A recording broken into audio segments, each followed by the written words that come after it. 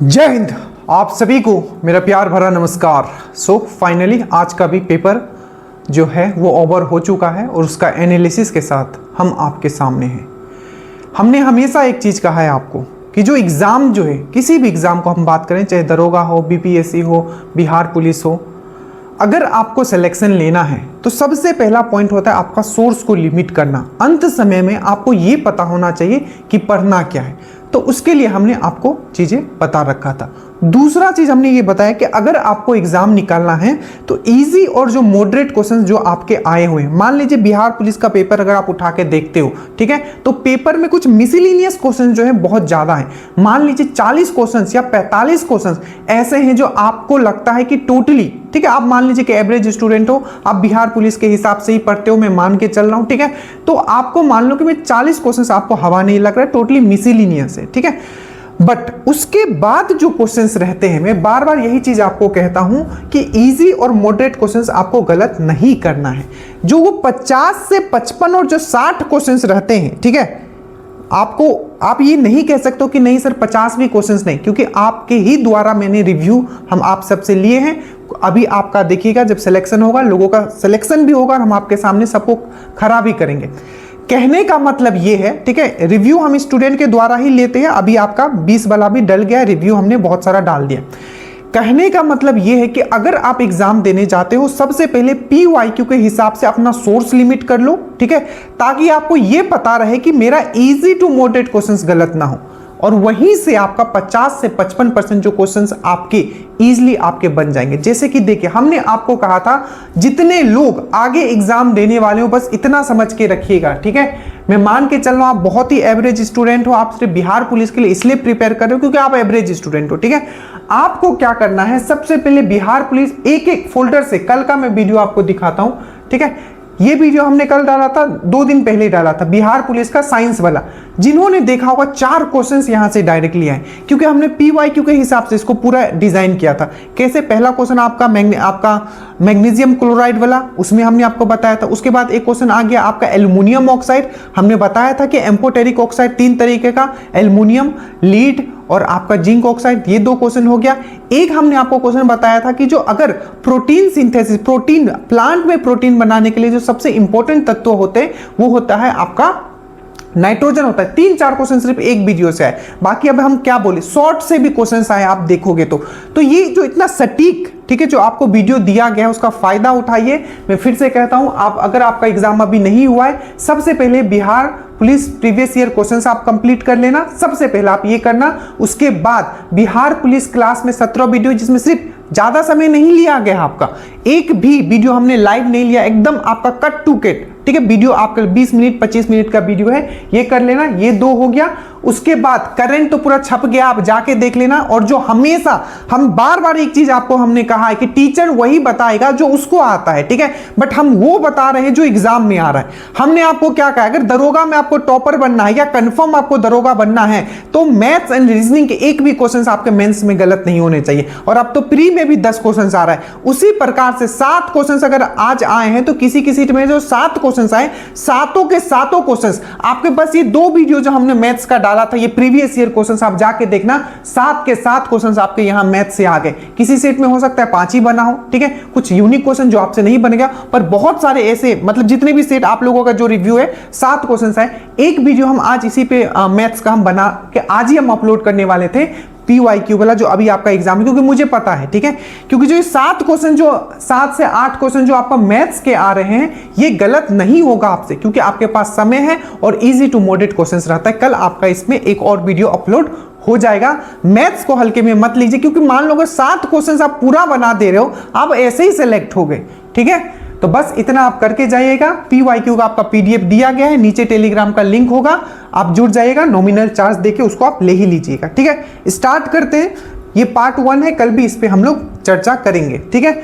एक और चीज, आप लोग सपोर्ट नहीं कर रहे हो, ठीक है, आपका सपोर्ट ये रहना चाहिए। यही चीज को अगर मैं लाइव करूं, ठीक है, दिन भर बैठ के, बहुत सब्सक्राइबर इंक्रीज हो जाते हैं। आप बस इतना सपोर्ट है कि अगर आप देखते हो तो सब्सक्राइब जरूर करें, ताकि मुझे समझ में आए कि जो हम टाइम यहां दे रहे हैं ये सही में यूजफुल है, ठीक है। तो प्लीज सब्सक्राइब आप लोग जरूर करें और ड्रीम डोज आपका फैमिली है। चलिए हम लोग यहाँ डिस्कस करते हैं। ये पहला क्वेश्चन ही आपका जो था, ये शॉर्ट्स वाले वीडियो से आप जाके देखना, ये यूट्यूब पे भी डला हुआ है, जिसमें हमने बताया था कि जो धान का कटोरा किसको बोला जाता है, किस डिस्ट्रिक्ट को हम लोग धान का कटोरा बोलते हैं। तो जो रोहतास है, ठीक है, याद रखिएगा रोहतास, जो कि आपका क्वेश्चन ये था कि बिहार के किस जिले में चावल का उत्पादन सर्वाधिक होता है, तो इसका आंसर है आपका रोहतास, ठीक है। क्या है आपका रोहतास। रोहतास से ये भी चीज आपको याद रखना है कि सबसे ज्यादा जो लिटरेसी रेट, साक्षरता दर जो सबसे ज्यादा वो कहाँ है, तो राइस में तो ये आगे है ही, ठीक है। प्लस आपका जो लिटरेसी रेट है, मतलब साक्षरता दर में भी सबसे आगे कौन है, तो वो है आपका रोहतास है। ये चीज आपको याद रखना है। तुतला भवानी आपने सुना होगा, तुतला भवानी आपने सुना होगा, मंदिर बहुत ही फेमस है, वो कहाँ है, तो वो भी आपका रोहतास में है। ये चीज आपको याद रखना है, ठीक है।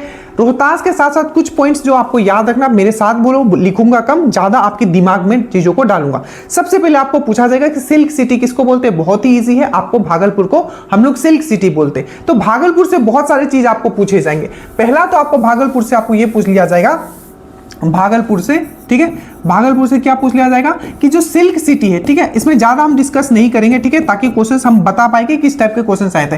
तो सिल्क सिटी किसको बोला जाता है, तो आपको याद रखना है, आपका सिल्क सिटी जो बोला जाता है भागलपुर को बोला जाता है। इसी तरीके से औद्योगिक, भारत का जो उद्योग, मतलब बिहार का जो औद्योगिक राजधानियों किसको बोला जाता है, तो बेगूसराय को आपको बोला जाता है। ये भी चीज आपको याद रखना है। उसी प्रकार से आपको याद रखना है जो भागलपुर है, ठीक है, विक्रमशिला, विक्रमशिला, ये भी क्वेश्चन आपका आया था, हमने आपको बताया था बार बार, हमेशा जब भी बताते थे। तो विक्रमशिला तो डॉल्फिन अभ्यारण्य है, वो कहां है, तो विक्रमशिला डॉल्फिन अभ्यारण्य जो है ये आपका भागलपुर में, मैंने आपको बताया था। उसी तरह से बताया था कि जो डॉल्फिन जो है, ठीक है, डॉल्फिन, तो डॉल्फिन अनुसंधान केंद्र कहां है, अभ्यारण्य बोलेगा तो भागलपुर, और डॉल्फिन रिसर्च सेंटर कहां है, तो एकमात्र डॉल्फिन रिसर्च सेंटर है पूरे इंडिया में, वो है आपका पटना में, ठीक है। तो इस टाइप के क्वेश्चंस पूछे गए हैं जो आपको ऑलरेडी बहुत डिटेल में बिहार वाला पूरा छप गया है। मैं आप धीरे धीरे रिव्यू आपका स्टेटस में डालते हुए रहूंगा, ठीक है। उसी प्रकार से पूछा जाएगा कि जमुई, जमुई किस लिए फेमस है, तो जो भारत का सबसे ज्यादा सोना जो जमा हुआ मिला है वो कहां मिला है, तो आपका जमुई में मिला है। तो इस टाइप के क्वेश्चंस आपको बता रहना, यही क्वेश्चंस आपका पहला पूछा गया था, ठीक है। यहां हम आज उतना डिस्कस नहीं कर रहे क्योंकि ये सब चीज करवाया हुआ है फोल्डर में, बस आप देख लो। उसके बाद ये चीज हमने आपको बहुत ही अच्छे से हमने आपको करवाया है, ठीक है। गंगा को हमने आपको बताया था जो कि पूरा का पूरा बिहार है, ठीक है, बिहार को दो भागों में कौन बांटता है, तो आपको गंगा बांटता है। पूरा का पूरा जो इसका लेंथ है, पूरा जो लंबाई है गंगा का जो है 2525 किलोमीटर है, ठीक है। कितना है, 2525 किलोमीटर है, मतलब 25-25 किलोमीटर पूरा गंगा का लंबाई है। जबकि सिर्फ बिहार में कितना है इसका, तो 445 हमने आपको बता रखा है। यहां से और क्या क्या क्वेश्चंस अभी आपके एग्जाम में पूछा गया था, तो एक बार पूछा गया था कि गंगा जो है आखिर बेसिकली कितने डिस्ट्रिक्ट से होके गुजरता है, तो ये पहला क्वेश्चन पूछा गया था, तो 12 डिस्ट्रिक्ट से होके गुजरता है। दूसरा पूछा गया था कि इसका सबसे ज्यादा लंबाई जो है किस डिस्ट्रिक्ट में है, तो आप बोलोगे पटना में इसका सबसे ज्यादा लंबाई है, ठीक है। एक क्वेश्चन आपको पूछा गया था जो आपका जो बिहार का शोक का नदी किसको कहा जाता है, सबको पता है आपको, जो कोसी को कहा जाता है। कोसी कहां से निकलता है, तो आपका नेपाल से आता है, ठीक है। आपका गोसाईनाथ पर्वत जो है आपका नेपाल में, वहां से ये निकल के आता है। क्वेश्चन क्या पूछा गया था कि जो कोसी जो है पटना में कहां से मिलती है, तो कुर्सेला कटिहार में, कुर्सेला दिया हुआ था, तो कुर्सेला कटिहार में। तो ये सब आपको पूरा करवाया हुआ है, 2-3 पॉइंट में यहां बता दिया। टोटल जो लेंथ है आपका पटना मतलब गंगा का वो कितना है, 445 किलोमीटर है, ठीक है। आपका देखिए कितने डिस्ट्रिक्ट से होके गुजरती है, तो 12 डिस्ट्रिक्ट से होके गुजरती है। ये एंट्री कहां लेती है, बिहार में, याद रखिएगा, ये भी क्वेश्चन पूछा गया था। तो चौसा बक्सर में, चौसा बक्सर में क्या होता है, ये एंट्री लेती है, कहां, चौसा बक्सर में ये एंट्री लेती है, आपको ये याद रखना है। और जो कोसी नदी इसको कहां मिलती है, तो कटिहार कुर्सेला में मिलती है, और सबसे ज्यादा लंबाई जो है इसका पटना में। इसका ट्रिब्यूटरी ये सब अच्छे से याद है कि इसका सहायक नदी कौन है, इधर से दाहिना से कौन है, बायां से कौन सा, ये सब चीज आपको करवाया हुआ है, नहीं जाएंगे उसमें, ठीक है। चलिए तीसरे क्वेश्चन पे आते हैं। शेरशाह, हमने एक चीज आपको कहा था, अगर आप मेरी बातों को सुनते हो, ठीक है, तो हम हमेशा कहते हैं कि हम ऐसे ही आके कुछ भी नहीं बोल देते। कितना सटीक आपको हमने आपको क्या बताया था कि मध्यकालीन भारत में अगर आपको पूछा गया तो सबसे ज्यादा एक जो इंपॉर्टेंट टॉपिक आता है वो है शेरशाह सूरी, क्योंकि शेरशाह सूरी का संबंध जो है आपका बिहार से है। तो पूछा गया कि शेरशाह सूरी का बचपन का नाम क्या था, तो इसका जो नाम था आपका फरीद था, ठीक है, फरीद। एक क्वेश्चन आपका पूछा जाता है, ये पूछा गया था कि शेरशाह सूरी का बचपन का नाम क्या था, तो फरीद था। एक क्वेश्चन पूछा जाता है कि जो शेरशाह सूरी था, ठीक है, तो इसको शेरशाह सूरी का नाम कौन दिया, तो बहर खान लोहानी, बहर खान लोहानी ने इसको शेरशाह सूरी का नाम दिया, ठीक है। बचपन का नाम क्या था, तो इसका फरीद था। नेक्स्ट आपको दो इसका लड़ाई आपको याद रखना है, 1939 वाला, ठीक है, 1939 वाला battle of Chausa, battle of Chausa, battle of Chausa, और 1940 वाला battle of Bilgram, battle of Bilgram. तो आपको याद रखना ये दो बार जो ये हुमायूं से लड़ा था। सबसे पहला 1939, ठीक है, जो कि आपका क्या है, ये बैटल ऑफ चौसा, तो बैटल ऑफ चौसा में हार जाता है, ठीक है। तो बैटल ऑफ चौसा 1939 आपको ये चीज याद रखना है, और बैटल ऑफ बिलग्राम, तो ये दोनों याद रखना है। इस दोनों में किससे वो लड़ रहा था, तो क्वेश्चन पूछा जाएगा बैटल ऑफ बिलग्राम कब हुआ था, तो 1940 में हुआ था। बैटल ऑफ चौसा कब हुआ था, तो 1939 में हुआ। किसके बीच में हुआ था, तो शेरशाह सूरी और हुमायूं के बीच में हुआ था। ये चीज याद रखना है। एक बार आपका दरोगा के एक्सरसाइज में क्वेश्चन पूछ लिया गया कि रोहतासगढ़, जो रोहतासगढ़ फोर्ट है ये कहां है, तो रोहतासगढ़ का जो किला है ये कहां है, तो ये रोहतास में है, ठीक है। ये भी चीज याद रखिएगा। किसने बनवाया था, तो शेरशाह सूरी ने ही बनाया था। और शेरशाह सूरी का मकबरा कहां है, तो रोहतास के सासाराम में है। वो भी चीज आपको याद रखना है, ठीक है। नेक्स्ट क्वेश्चन है आपका कि भारत में प्रथम बजट किसने पेश किया था। बहुत ही बेसिक सा क्वेश्चन है कि भारत में जो प्रथम बजट पेश किया था किसने किया था, तो आपको याद है शमुखन सेट्टी ने किया था। किसने किया था, शमुखन सेट्टी ने किया था। तो आपको याद रखना कि पहला बजट किसने पेश किया था, तो शमुखम सेट्टी ने किया था, शमुखम सेट्टी ने किया था। इसी प्रकार से आपको पूछा जाएगा कि पहला, ठीक है, पहला जो हमारे इलेक्शन कमिश्नर थे वो कौन थे, तो सुकुमार सेन, सुकुमार सेन, सुकुमार सेन। और इलेक्शन कमीशन कब फॉर्म हुआ था अगर मैं बोलूं, तो आपको याद रखना है 25 जनवरी 1951 को। इसीलिए 25 जनवरी 1951 को हुए थे, इसलिए 25 जनवरी को हम लोग क्या मनाते हैं, मतदाता दिवस। तो याद रखिएगा 25 जनवरी 1951 को क्या हुआ, आपका क्या हुआ, आपका क्या हुआ, तो आपको याद रखना है 25 जनवरी 1951 को आपका इलेक्शन कमीशन का फॉर्म हुआ, ठीक है। क्या हुआ, आपका इलेक्शन कमीशन का फॉर्म हुआ आपका 1951 में, ठीक है। तो देखिए जितने भी क्वेश्चंस हैं आपको कल भी इसका डिस्कस किया जाएगा। आप चैनल को सब्सक्राइब करके रखिएगा, ठीक है। जितने क्वेश्चन है मैं खुद टाइप कर दे रहा हूं।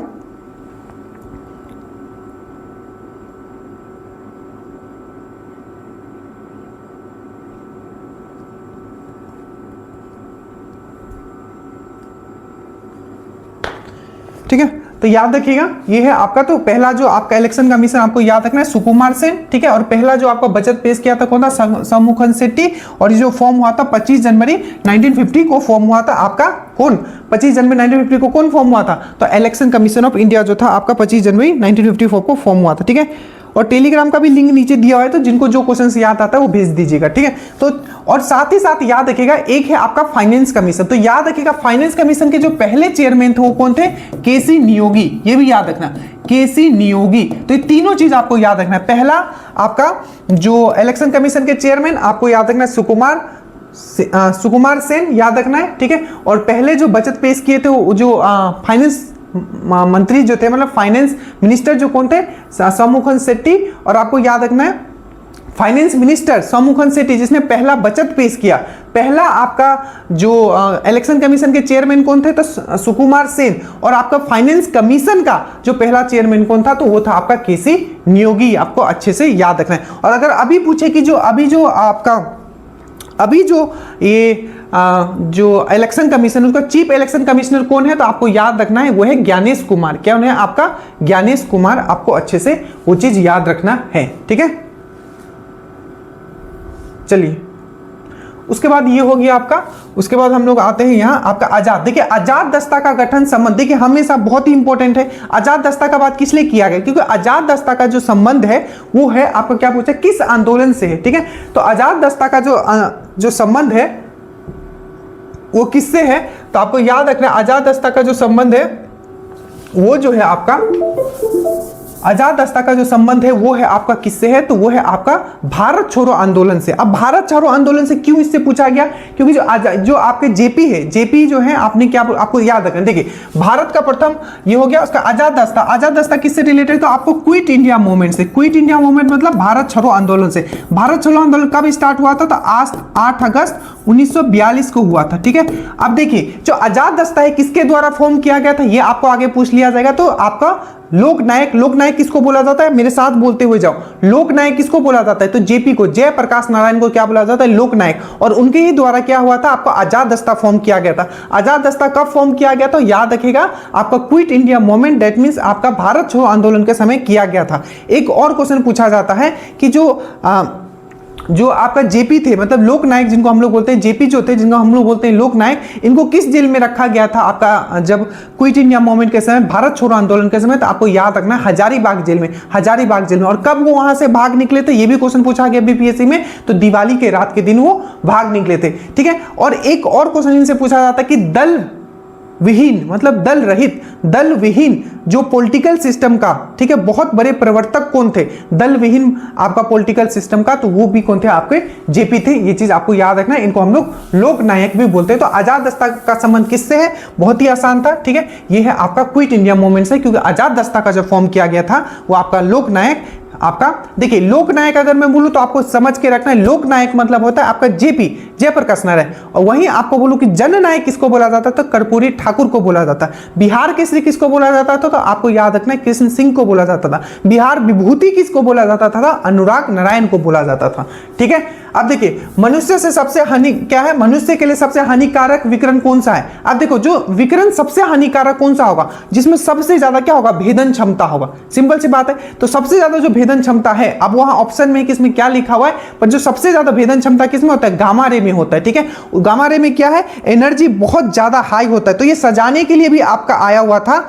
अभी एई का एग्जाम हुआ है, बीपीएससी एई का, उसका मैं पेपर सॉल्व करूंगा, उससे 50 क्वेश्चन जो जीएस के पेपर थे उसमें ये सजाने के लिए आया हुआ था। डिफरेंट आपके वेव दिए हुए थे, जैसे कि आपका गामा रे था, एक्सरे था, आईआर था, यूवी था, तो उसको सजाने के लिए। तो सबसे ज्यादा जो आपका भेदन क्षमता होता है वो होता है आपका गामा रे में, ठीक है। तो गामा रे में भेदन क्षमता ज्यादा है, तो उसमें हो सकता है कि सबसे हानिकारक आपका ये हो, बाकी उसमें जो दिया हुआ था। उसके बाद पूछा था कि साउंड जो सर्वाधिक किस माध्यम, देखो साउंड बहुत ही इंपॉर्टेंट चैप्टर, क्या क्या क्वेश्चन पूछेंगे याद करो। सबसे पहले मैंने आपको पूछा था साउंड जो है किसमें गमन नहीं कर सकता है, साउंड किसमें ट्रेवल नहीं कर सकता है, तो ये निर्वात में ट्रेवल नहीं कर सकता, डेट मींस किसमें, आपका वैक्यूम में ट्रेवल नहीं कर सकता है। दूसरा याद रखिएगा सबसे ज्यादा किस आपका सबसे इसका हाईएस्ट स्पीड किस पे होता है, तो याद रखिएगा स्टील में। स्टील क्या है, एक आपका मिश्र धातु है, तो पूछेगा सबसे ज्यादा इसमें किसमें इसका स्पीड होता है, तो स्टील में होता है। बट अगर पूछेगा धातु में किसमें ज्यादा होता है, तो तब बोलेगा आप एल्युमिनियम में होता है। अगर हम लोग साउंड का बात करें तो सबसे ज्यादा इसका स्पीड किसमें होता है, तो आपका सॉलिड में होता है, आपका किसमें होता है, आपका ठोस में होता है, याद रखिएगा। आप ये भी याद रखिएगा कि इसका अगर एयर में हम बात करें तो इसका स्पीड कितना होता है, तो 334 मीटर पर सेकेंड होता है, ये भी चीज आपको याद रखना है। और ये किस टाइप का है, तो एक यांत्रिक तरंग है, यांत्रिक तरंग है मतलब मैकेनिकल वेव है, डेट मींस क्या होगा, ये आपका जो निर्वात है उसमें ये गमन नहीं कर पाएगा, ये ध्यान रखिएगा। और अगर एक क्वेश्चन और जो आपका छपा हुआ था कि कौन सा किसमें जो है आपका कंप्रेशन और रेयर फ्रैक्शन होता है, मतलब इसे बढ़ना घटना, मतलब खुल जाना और दबना, खुल जाना और दबना, इसको हिंदी में क्या बोलते हैं आप बताना, रेयर फ्रैक्शन एंड कंप्रेशन किस में होता है, तो ये जो होता है आपका लॉन्गिट्यूडनल वेव में होता है, दैट मींस अनुदैर्ध्य तरंग में होता है। और ये जो प्रॉपर्टी है आपका क्या, rarefaction compression, rarefaction compression, ठीक है, मतलब बढ़ना घटना, जैसे कि हवा है, हवा बढ़ा फिर से उसको दबा दिया, तो कंप्रेशन और रेयर फ्रैक्शन जो होता है ये किसका प्रॉपर्टी है, तो ये आपका अनुदैर्ध्य डेट मींस लॉन्गिट्यूडनल वेव का प्रॉपर्टी होता है। और लॉन्गिट्यूडनल वेव क्या है, तो याद रखिएगा साउंड जो है एक लॉन्गिट्यूडनल वेव है, डेट मींस कंप्रेशन और रेयर फ्रैक्शन जो होगा वो आपका साउंड में होगा, ठीक है। तो इतना ये क्वेश्चन यहां से था, थोड़ा क्विक करेंगे, ठीक है। गीतांजलि के लेखक कौन है, बहुत ही अच्छे से आपको करवाया गया। गीतांजलि के जो लेखक थे वो पहले भारतीय ही नहीं, पहले एशियन, ठीक है, या आप कह सकते हो पहले नॉन यूरोपियन, मतलब पहले वो नॉन यूरोपियन थे, पहले वो एशियन थे और पहले वो भारतीय तो होंगे ही, ठीक है। तो याद रखिएगा पहले भारतीय थे जिनको क्या मिला था, नोबेल अवार्ड मिला था, आपका लिटरेचर में मिला था, ठीक है, जो कि 1913 में मिला था, ठीक है। देखिए ये सब वो क्वेश्चन है जो आपको गलत नहीं करना है, मैं बार बार ये कह रहा हूं कि बच्चों को वही क्वेश्चन याद रहेगा जो इजी है, ठीक है। और यही जो 50 से 55 से 60 क्वेश्चन जो आपके आ रहे हैं यही डिसाइड करने वाला है कि आपका सिलेक्शन, बस इजी एंड मॉडरेट क्वेश्चन गलत मत करना जो आपको बताया गया है, जो फोल्डर आपको कंप्लीट कर। देखिए तो 1913 में क्या हुआ था, इनको क्या मिला, आपको क्या मिला, इनको नोबेल अवार्ड मिला, किस चीज में, लिटरेचर में। और इनका कविता का संग्रह जो उसका नाम क्या था, उसका जो नाम था आपका गीतांजलि, ठीक ठीक है, गीतांजलि। एक और क्वेश्चन पूछा जाता है जो गीतांजलि का इंग्लिश वर्जन कब आया था, तो 1912 में। 1912 में इसका इंग्लिश वर्जन आया और 1913 में क्या हो गया, सिंपल, उसको नोबेल अवार्ड मिल गया। याद रखिएगा ये गीता। बाकी और बहुत सा क्वेश्चन पूछे गए थे। एक पूछा गया था आपका बुक का, हम आगे बात करेंगे। जैसे कि आपका एक बुक पूछ लिया, देखिए पूरा शॉर्ट से कितने क्वेश्चन, आपको क्या पूछ लिया था, ठीक है, कि विटनेस किसने लिखा है। मैंने क्या बताया, विटनेस मतलब क्या होता है, अरे तू मेरा विटनेस बन जा, मतलब तू मेरा साक्षी बन जा। तो साक्षी ने क्या लिखा, विटनेस लिखा। आगे हम डिस्कस करेंगे। मतलब जो पढ़ाया जाता है उसको बस आप गलत नहीं करते हो तो काम आपका बन जाएगा, ठीक है। अब देखिए उसके बाद है प्रवासी, ठीक है, ये पहले भी हो चुका है, ये सब आपके PYQ वाला जनवरी, ठीक है, जनवरी प्रवासी दिवस मनाया जाता है। मैंने आपको बताया था कि 9 जनवरी को, ठीक है, 9 जनवरी को, ठीक है, आपको क्या मनाया जाता है, तो NRI डे मनाया जाता है। कब मनाया जाता है, NRI day, non residential Indian. तो आपको क्या हुआ था कि 9 जनवरी, याद रखिएगा 9 जनवरी 1915, ये भी क्वेश्चन पूछा गया है कि जो गांधी जी कब भारत आए थे, तो 9 जनवरी 1915 को आए थे। इसीलिए 9 जनवरी को हम लोग क्या मानते हैं, प्रवासी भारतीय दिवस या NRI डे हम लोग मनाते हैं। याद रखिएगा कितने साल रहने के बाद आए थे, तो 21 साल रहने के बाद आए थे। बहुत सारा इनसे क्वेश्चन पूछा गया जो आपको हम लोग कर चुके हैं। तो जनवरी में प्रवासी दिवस किसके आगमन के उपलक्ष्य में मनाया जाता है, तो गांधी जी के आगमन में मनाया जाता है। उसके बाद है 8वां हिंद महासागर सम्मेलन कहां हुआ है, ठीक है, तो याद रखिएगा 8वां हिंद महासागर सम्मेलन ये जो हुआ है ये आपका ओमान में हुआ है। एक बार आप चेक कर लेना इसको, ठीक है, ओमान में हुआ है। करंट वाला तो मैंने सभी चीज करवाया हुआ है, इवन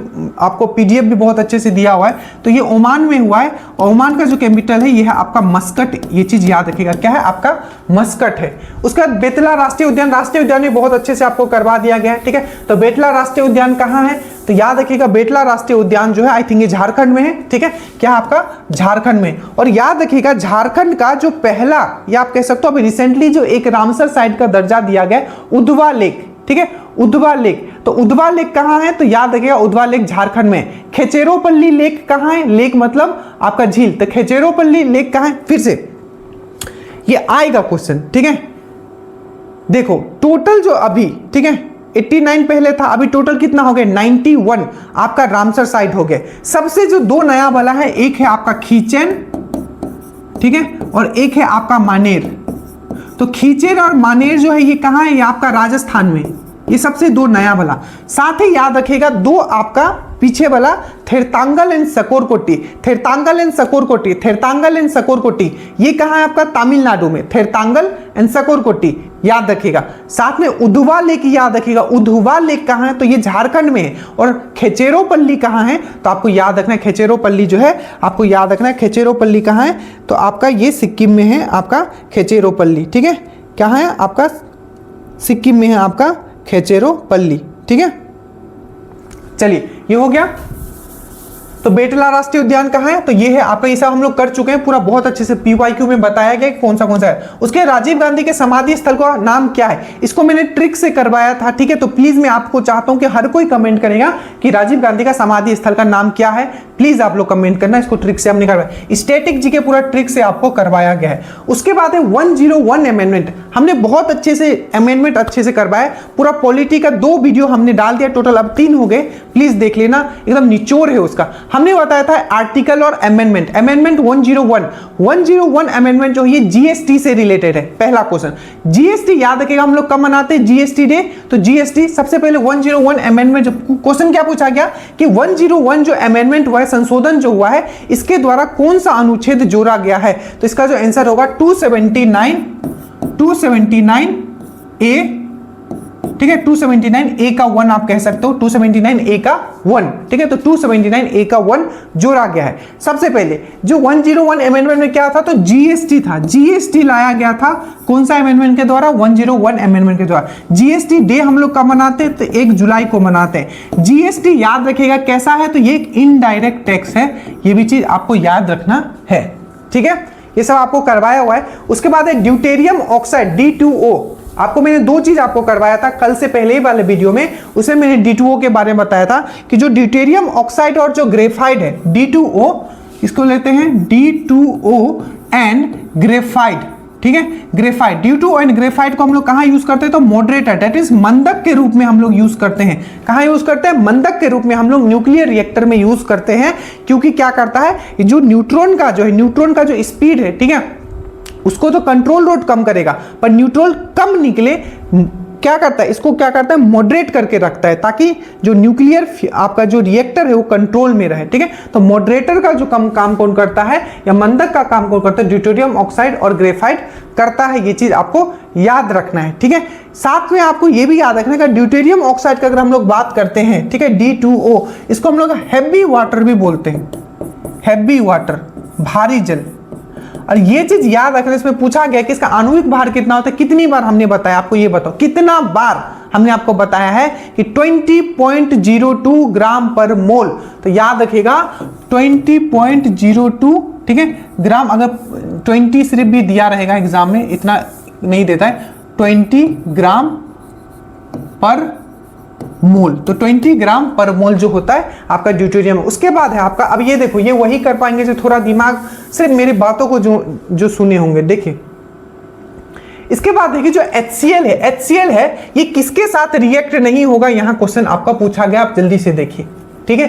किसके साथ ये रिएक्ट नहीं होगा, क्या ये जिंक के साथ रिएक्ट नहीं होगा, क्या एल्यूमिनियम के साथ नहीं होगा, या आयरन के साथ नहीं होगा, या कॉपर के साथ नहीं होगा। मुझे जल्दी से बताओ इसका आंसर आपका क्या होगा, क्योंकि मैंने बहुत अच्छे से आपको एक चीज समझाया था, आपको रिएक्टिविटी सीरीज मैंने आपको पढ़ाया था, ठीक है। क्या मैंने पढ़ाया था, रिएक्टिविटी सीरीज मैंने आपको पढ़ाया था, अगर आपको याद हो, ठीक है। तो वहीं से ये क्वेश्चन आपका उठाया गया है,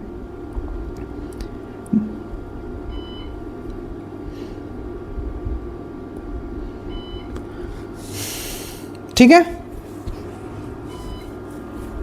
जल्दी से बताइए इसका। तो रिएक्टिविटी सीरीज में मैंने कल भी आपको समझाया था कि रिएक्टिविटी सीरीज याद कर लेना, वही वाला वीडियो में मैंने आपको क्या बताया था कि पोटासियम जो है सबसे क्या है, आपका सबसे ज्यादा रिएक्टिव होता है। अब यहां देखो कि कौन सा ऐसा, जैसे कि अगर मैं आपको यहां HCl लिखता हूं, ठीक है, तो देखिए अगर यहां कोई भी, अगर मैं X लेता हूं, ठीक है, ये तभी रिएक्ट करेगा, ये मतलब H को ये तभी हटा पाएगा और उस Cl के साथ वो जा पाएगा, कब, जब ये X जो होगा H से ज्यादा रिएक्टिव होगा, तभी इसको हम लोग बोलते हैं डिस्प्लेसमेंट रिएक्शन।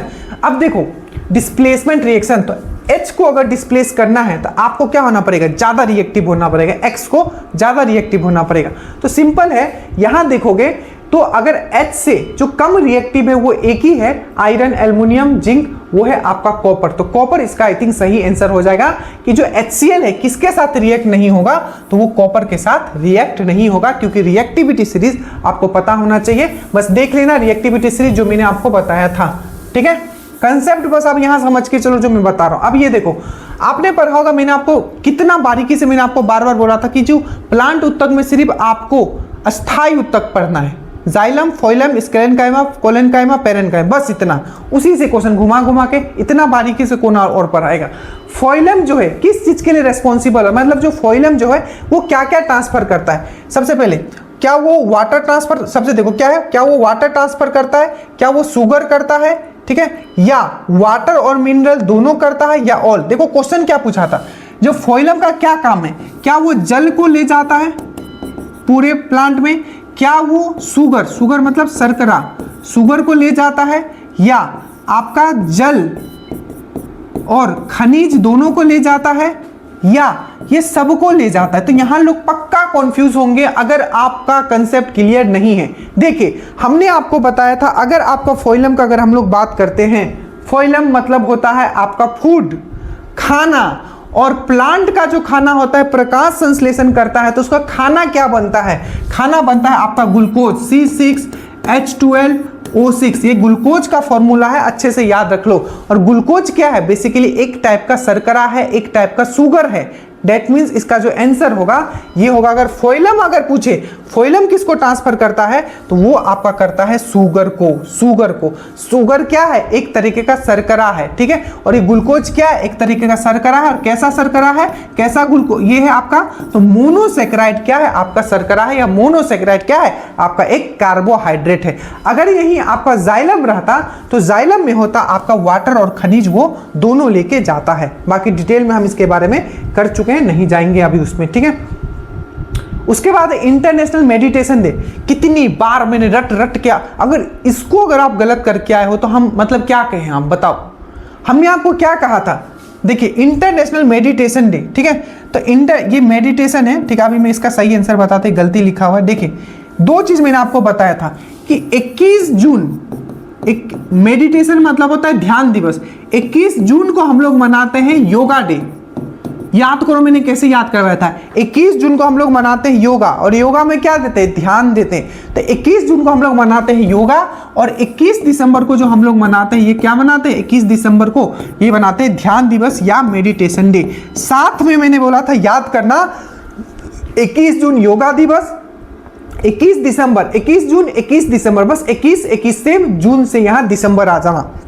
तो अगर योगा दिवस बोला जाएगा, डेट वाला एक क्वेश्चन आपका बाहर नहीं जाएगा। मैंने जो आपका पढ़ के रखो, 21 जून आपको मैंने क्या बताया था, 21 जून आपको याद रखना है योगा, और 21 दिसंबर आपको याद रखना है ध्यान दिवस मतलब मेडिटेशन डे। एक और क्वेश्चन आपका पूछा गया था कि जनजातीय दिवस कब मनाते हैं, बहुत बार हमने रिपीट कर दिया है कि 15 नवंबर, क्योंकि 15 नवंबर जब 2000 बिहार से झारखंड कब अलग हुआ, 15 नवंबर 2000 को अलग हुआ, इसीलिए क्या होता है 15 नवंबर को हम लोग जनजातीय दिवस मनाते हैं। ये भी क्वेश्चन आपका पूछा गया था, ठीक है।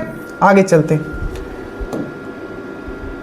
उसके बाद है आपका कंज्यूमर डे। देखो कितना एक क्वेश्चन, यही तो मैं कह रहा हूं कि आपका इजी जो मॉडरेट क्वेश्चन जो पढ़ाए वाले हैं वो देखिए यहां पूछा है आपका कंज्यूमर डे, ये अंतरराष्ट्रीय आपका उपभोक्ता दिवस पूछा होता, अंतरराष्ट्रीय उपभोक्ता दिवस। देखिए अब यहां थोड़ा इंग्लिश में लिखा हुआ है, घबराइएगा नहीं, क्योंकि जनरली टाइप जो हुआ है वो इंग्लिश में हो गया, कुछ हिंदी में हो गया, तो अब मैं बताते हुए चल। तो पूछा था कंज्यूमर डे, और इतना इंग्लिश तो कर ही लो, ठीक है। मैं फिर से कह रहा हूं, आप प्रॉफिट में रहोगे, बेसिक वर्ड कंज्यूमर मतलब पता नहीं होगा आपको, उपभोक्ता है। तो अंतरराष्ट्रीय उपभोक्ता दिवस कब मनाया जाता है, याद रखिएगा, अंतरराष्ट्रीय उपभोक्ता दिवस जो मनाया जाता है ये मनाया जाता है 15 मार्च को, और राष्ट्रीय उपभोक्ता दिवस जो मनाया जाता है 24 दिसंबर को। ध्यान दिवस कब मनाया जाता है, 21 दिसंबर को, और योगा दिवस कब मनाया जाता है, 21 जून को। जनजातीय दिवस कब मनाया जाता है, 15 नवंबर को, ठीक है। अंतरराष्ट्रीय स्पोर्ट्स दिवस, अंतरराष्ट्रीय खेल दिवस 6 अप्रैल को, ठीक है, याद रखना। और राष्ट्रीय मतलब टेक्नोलॉजी, नेशनल टेक्नोलॉजी दिवस बीपीएससी एई के क्वेश्चन में आया हुआ था, ठीक है। तो नेशनल टेक्नोलॉजी दिवस कब मनाते हैं, मतलब डायरेक्ट नहीं था, मैं बताऊंगा उसमें कैसे था, बट इससे रिलेटेड था। तो 11 मई को हम लोग क्या मनाते हैं, नेशनल टेक्नोलॉजी दिवस, ठीक है। तो ये आप पूरा समझ गए होंगे। एक क्वेश्चन पूछाते हैं कि फॉर्मेशन सीआरपीएफ सेंट्रल रिजर्व जो फोर्स है, इसका आपका फॉर्मेशन कब हुआ था, तो 1939 में हुआ था, या इसका एक्ट पूछा होगा कि सीआरपी एक्ट कब आया था, तो ये 1949 में आया था। ये 1949 वाला डेट बहुत इंपॉर्टेंट है, क्योंकि अभी आपका बिहार पुलिस में पूछा गया था कि आरबीआई का राष्ट्रीयकरण कब किया गया था। डेट से डेट कनेक्ट करना है, ठीक है। आप टीचर नहीं हो, ठीक है, आप स्टूडेंट हो, आप स्टूडेंट को कैसे पढ़ना चाहिए, हर चीज को कनेक्ट करना चाहिए, ये नहीं कि यहाँ एक डेट रट लिया बस चल दिया। तो याद रखिएगा 1949 में क्या हुआ था, राष्ट्रीयकरण। किसका राष्ट्रीयकरण, आपको याद रखना, आरबीआई का राष्ट्रीयकरण। वही आपका एसबीआई का राष्ट्रीयकरण 1955, याद रखना। तो एक पूछा गया था कि जो सीआरपीएफ का जो एक्ट कब आया था, सीआरपीएफ एक्ट, तो 1949। अगर पूछेगा कब फॉर्म हुआ था, तो 1939। और सीआईएसएफ का पक्का याद रखना, सीआईएसएफ ये कब फॉर्म हुआ था, तो 1969 में। और 1969 में क्या हुआ था, 15 अगस्त 1969 में आपका इसरो का भी फॉर्मेशन हुआ था, ये भी चीज याद रखिएगा, ठीक है।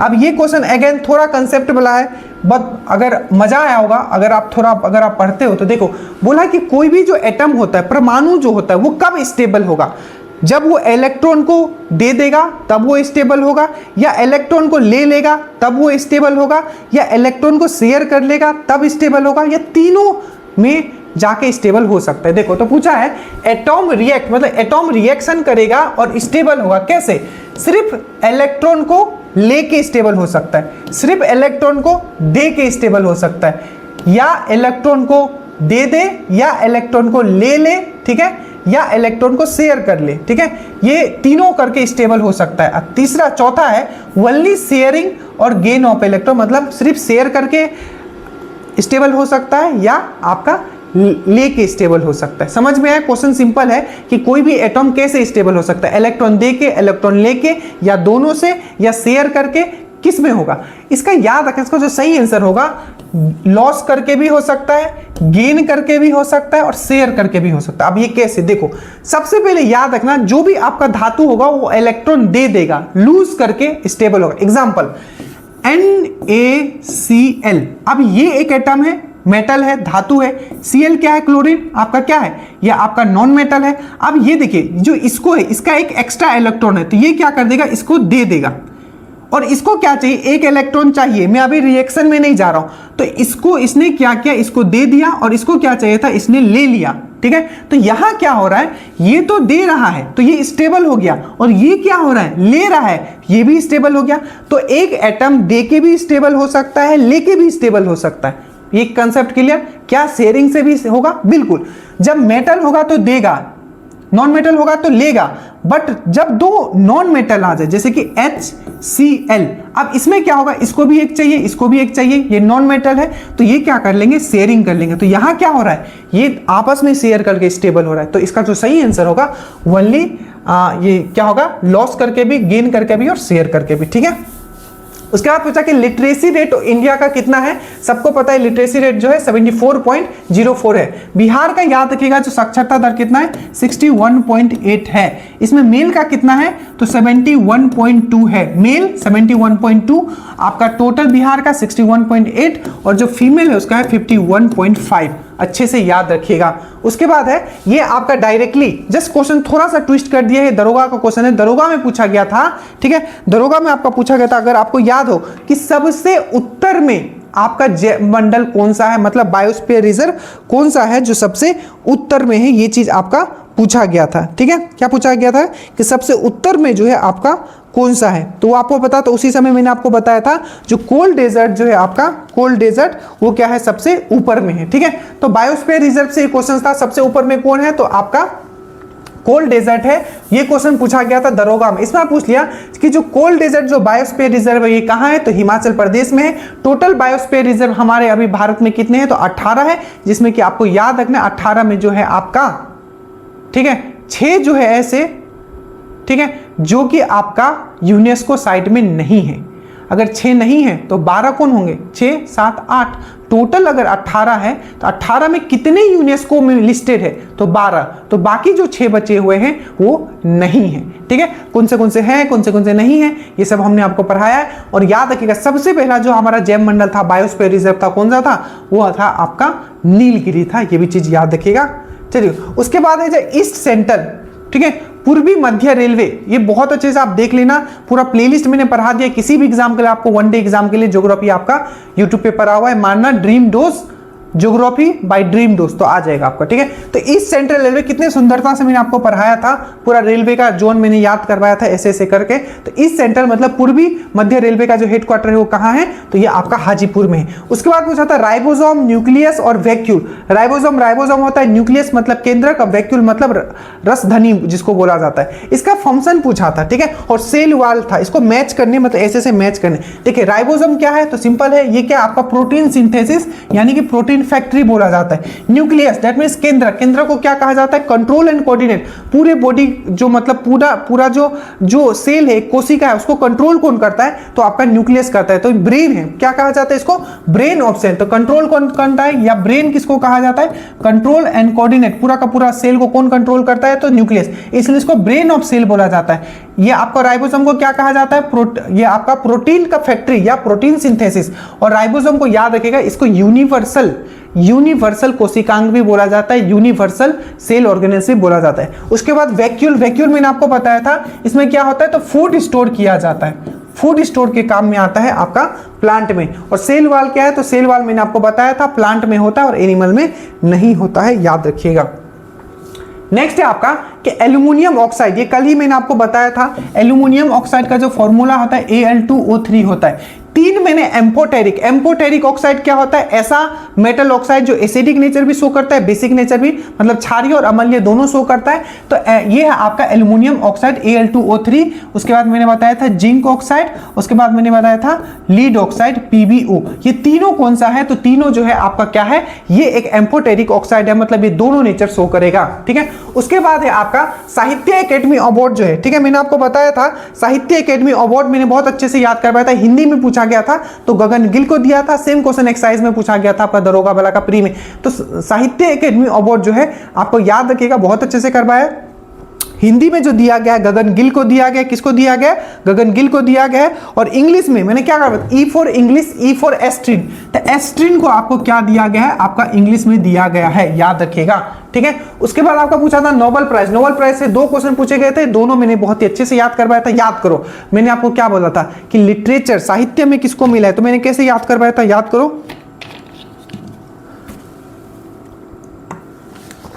मैंने याद करवाया था कि हैंड कैंग, लिटरेचर मतलब साहित्य, साहित्य किससे लिखते हो? हाथ से लिखते हो, तो हाथ मतलब हैंड, हैंड हिंदी इंग्लिश में बोलते हैं ना हैंड, तो हैंड कैंग, हैंड कैंग इनका नाम था, हैंड कैंग नाम था। तो हैंड कैंग ने क्या है तो पूछा था साहित्य में किसको मिला, तो हैंड कैंग को मिला जो कि साउथ कोरिया की है, ठीक है। और मैंने आपको बताया था एक था, और एक में पूछा था कि शांति के लिए किसको मिला था, तो ये था शांति के लिए किसको मिला था, तो मैंने क्या होता शांति मतलब हॉर्न नहीं देना है, हॉर्न, नी हॉर्न, नी हॉर्न, नी हॉर्न, तो नी हॉर्न को मिला था। नी हॉर्न कहाँ के थे, तो नी हॉर्न जो थे ये आपके जापान के। तो पीस के लिए, शांति के लिए नी हॉर्न को मिला था, लिटरेचर के लिए आपको हैंड कैंग को मिला था, बहुत अच्छे से समझाया गया था, ठीक है। उसके बाद एक था कि कंजर्वेशन, ठीक है, एनर्जी का, ऊर्जा का जो संरक्षण के नियम पे एक क्वेश्चन पूछा गया था।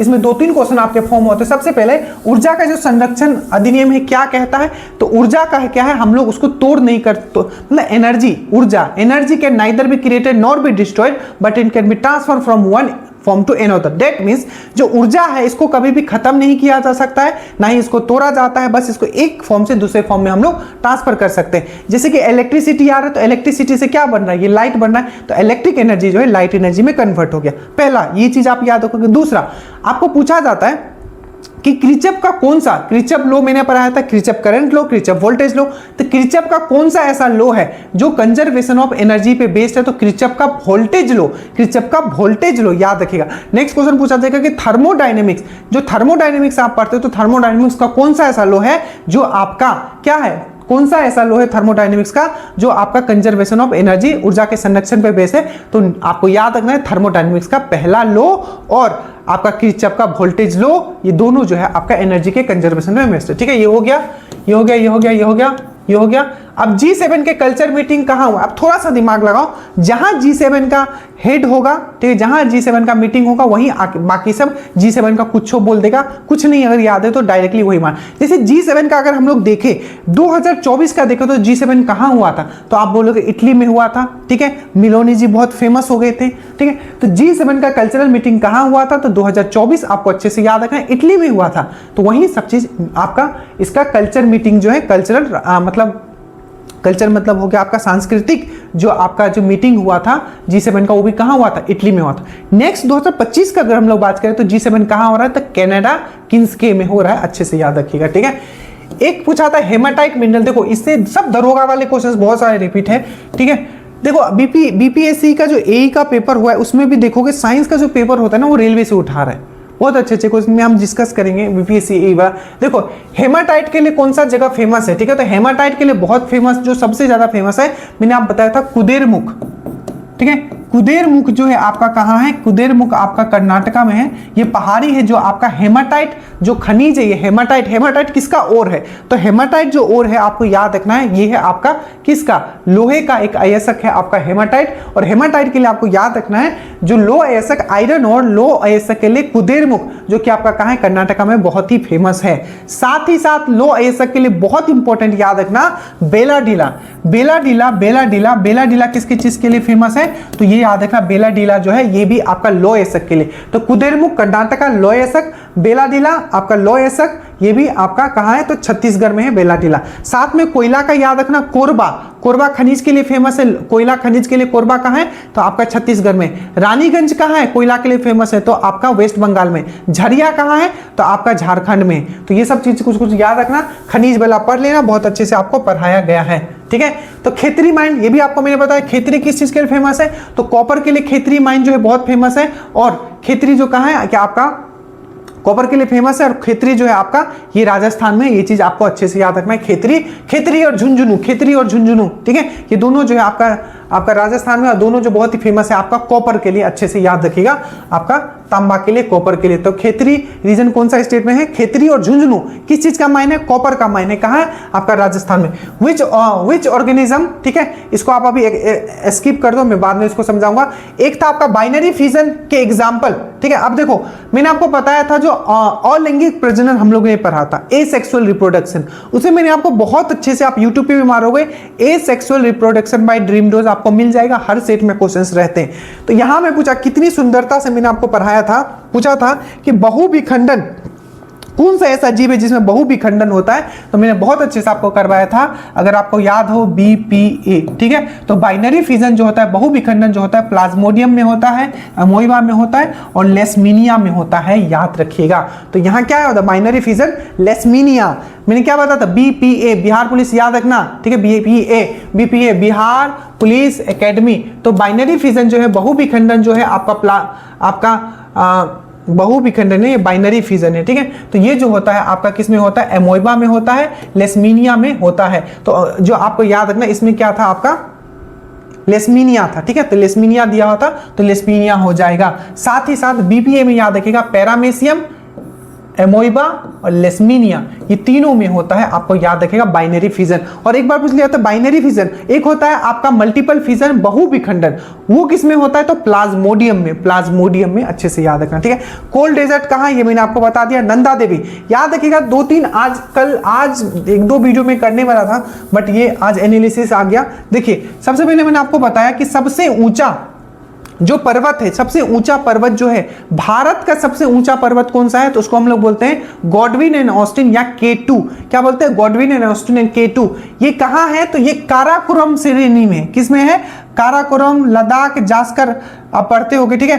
तो ये जो है आपका काराकोरम श्रेणी में आपका क्या है? K2 है। और ये किसका भाग है? तो ये ट्रांस हिमालय का भाग है, अच्छे से याद रखना। तो K2 याद रखिएगा, ये भारत का है, पर भारत में नहीं, क्योंकि ये आपका पाक ऑक्युपाइड कश्मीर में है, POK में है। तो भारत का सबसे ऊंचा चोटी कौन सा है? K2। कहाँ है? पाक ऑक्युपाइड कश्मीर में है। और इसका जो हाइट है ये है आपका, ये जो आपका है 8611 मीटर, 8611 मीटर है K2। और भारत में, मतलब भारत का तो ये है, भारत में जो सबसे ऊंचा चोटी है वो कौन सा है? कंचनजंगा। कहाँ है आपका? तो याद रखिएगा वो है आपका सिक्किम में। और याद रखिएगा उसका हाइट कितना है? तो 8586। यहां पूछा आपका नंदा देवी, ठीक है। तो नंदा देवी जो है आपका कहाँ है? तो नंदा देवी आपका उत्तराखंड में है, ठीक है। और इसका जो हाइट है 7816 या 17, ठीक है। तो ये एटलीस्ट इतना जरूर याद रखिएगा। मैंने बताया K2 का हाइट है 8611, आपका कंचनजुंगा 8586 और आपका नंदा देवी 7817। नंदा देवी आपका कहाँ है? उत्तराखंड में है। कंचनजुंगा आपका सिक्किम में है। और K2 जो कि आपका किसका? ट्रांस हिमालय का भाग है। और कौन सा श्रेणी में है? तो काराकोरम का भाग है, वो भी याद रखिएगा, ठीक है। ये 30 क्वेश्चन है, आगे चलते हैं।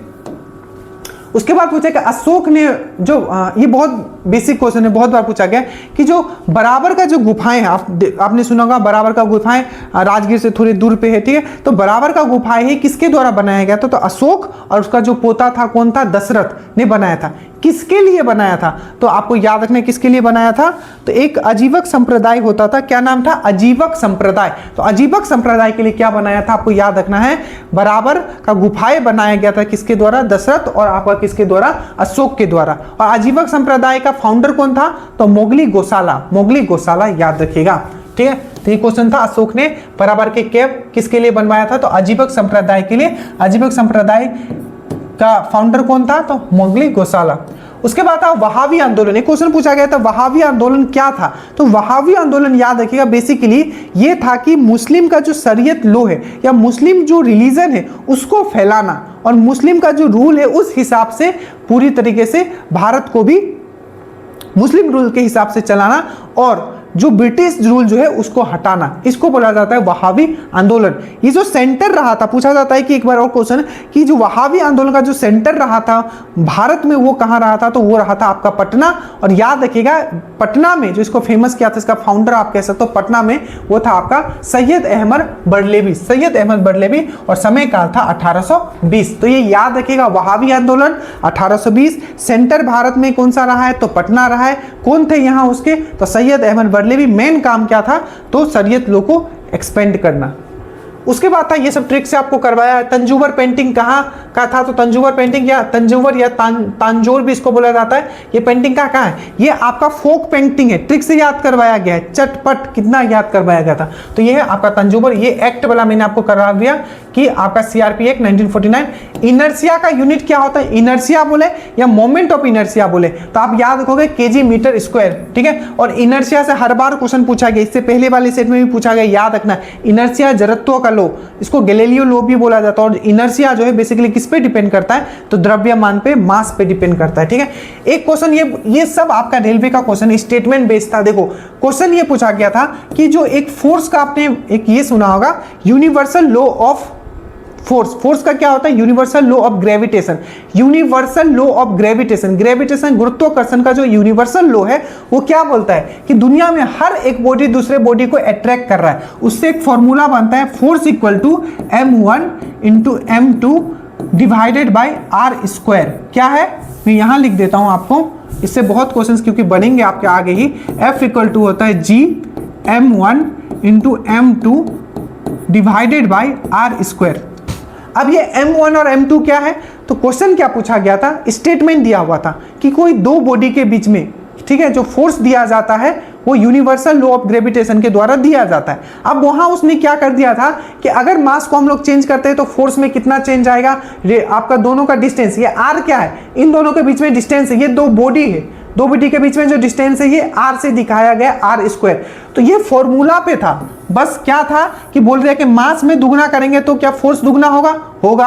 अगर दोनों के बीच में अगर हम लोग डिस्टेंस दुगना करते हैं तो कितना डिस्टेंस मतलब फोर्स कितना घट जाएगा, तो देखो यहाँ आर स्क्वायर है, अगर इसको दुगना करेंगे तो कितना हो जाएगा, 4 गुना हो जाएगा। तो 4 गुना अगर इन दोनों के बीच में डिस्टेंस अगर हम लोग दुगना करते हैं, ठीक है, तो आप ये समझ सकते हो फोर्स कितना हो जाएगा, 1/4 कम हो जाएगा। तो इसी पे था, तो फॉर्मूला ये आप अच्छे से याद रखेगा, यूनिवर्सल लॉ ऑफ ग्रेविटेशन, ठीक है। आपका यूनिवर्सल लॉ ऑफ गुरुत्वाकर्षण क्या बोलता है कि दुनिया में हर एक बॉडी दूसरे बॉडी को अट्रैक्ट करता है और इन दोनों के बीच में जो फोर्स दिया गया वो किससे, m1 इंटू m2, ये फोर्स है, ये g है। g का वैल्यू हमेशा याद रखना क्या होता है, तो ये होता है 6.6 इंटू 10⁻⁻11, याद रखना। और इसका यूनिट भी पूछा जाता है न्यूटन मीटर स्क्वायर पर kg स्क्वायर, याद रखना। तो g हमेशा कांस्टेंट है जिसको बोला जाता है यूनिवर्सल ग्रेविटेशनल कांस्टेंट, 6.6 10⁻11 इसका वैल्यू है। और यूनिट क्या होता है, न्यूटन मीटर स्क्वायर पर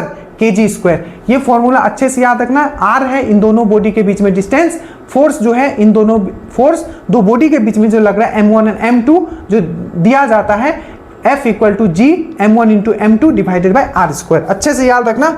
इस पे क्वेश्चंस बहुत सारा, ये सब रेलवे से क्वेश्चन इन लोगों को उठा लिया, छाप दिया है 2018 का जो पेपर था, ठीक है, ग्रुप डी का। तो ये हो गया। उसके बाद सुप्रीम कोर्ट का कोर्ट ऑफ रिकॉर्ड, मतलब सुप्रीम कोर्ट जो एक अभिलेख न्यायालय होगा, कल ही मैंने वीडियो इस पे डाला था, जाके देख लेना, कल वाला वीडियो से सब क्वेश्चन है।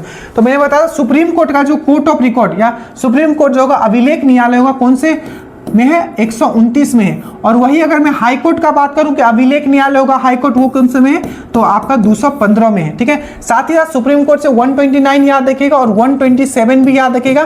तदार्थ न्यायाधीश के बारे में किसने बताया गया, तो 127।